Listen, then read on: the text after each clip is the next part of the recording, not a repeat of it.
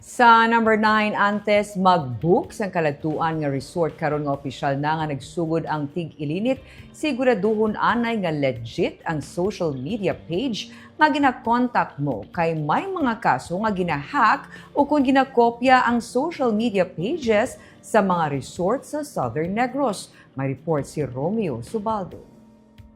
Nagsugod ng tig-ilinit, natapos kag manog tapos na ang klase. Kag manog Semana Santa na next week. Ang iban, ginapili ang magpa-beach basta mo sini nga panahon. Pero antes magbuko kung antes magkadto sa napilian nga resort, i-check kag i-double check kung legitimate ang ginbook nyo nga resort. Sa nagligad nga semana, nagpagwas ang public advisory si Palay City Tourism Office nga usisaon gid anay ang Facebook pages nga ginatransaksyonan ninyo. May mga peke nga Facebook pages nga nagapakuno-kuno bilang official page sang resort sa Sipalay City.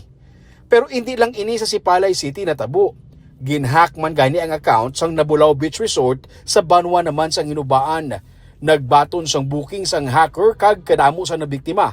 Gani ang ginhimo sang management, nag-ubra sang second account kag ginpa-verify sa Meta. Gani may blue check na ang page.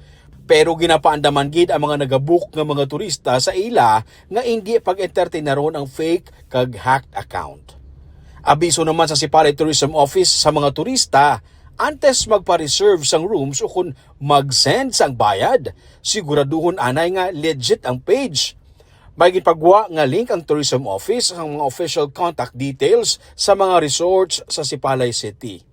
Magpanigurado kay basi ang bakasyon, mangin, konsumisyon. Romeo Subaldo para sa Digicast Negros.